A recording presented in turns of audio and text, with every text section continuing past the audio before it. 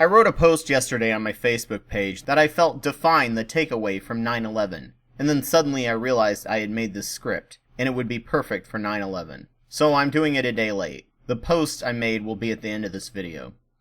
Obama came out in defense of the NSA wiretapping and metadata mass storage a few years ago, claiming that they have stopped quite a few potential terrorist attacks.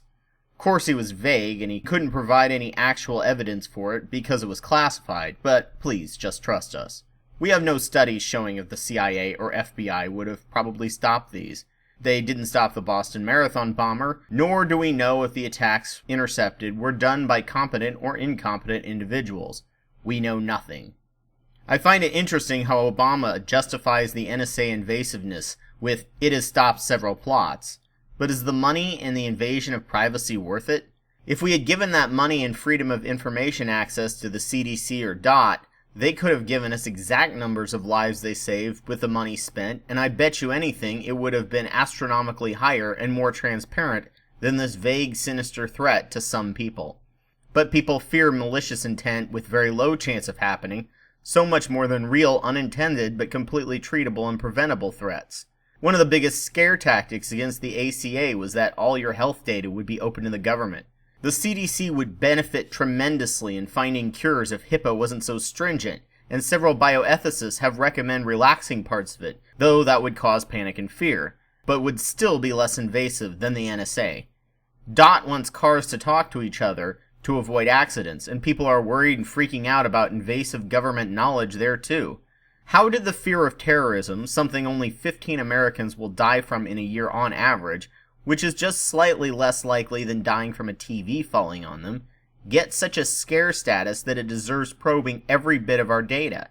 We can't regulate guns, though guns kill nearly 10,000 a year, but they sure can probe our cavities at the airport in the name of anti-terrorism.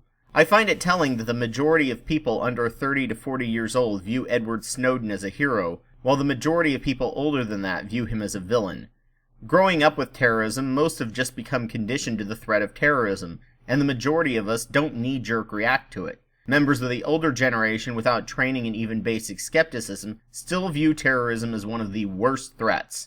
This statistic backed up by the fact that the average age of Fox News viewers this year was 68. Heart disease is the leading killer following cancer. Auto accidents kill 40,000 years, and guns 10,000. These are things I fear, in that order, and how much we should spend on research and legislate the more preventable ones, like the long-term health effects of air pollution or the toxins from West Virginia spills. People freak out about vaccines causing autism, but there are direct links of air pollution, but that would be socialism if we were to actually regulate it and burdensome on the companies and raise our gas prices. I think it's worth it. At the current moment, our cybersecurity in the US is so freaking weak that FBI Director James Comey admitted that hackers feel like they're kids in a candy store and have so much to choose from, while China is currently stealing $5 trillion per year of research and development secrets, then selling them cheaper than the US, putting the US companies that did the heavy lifting out of business. But be scared of terrorists.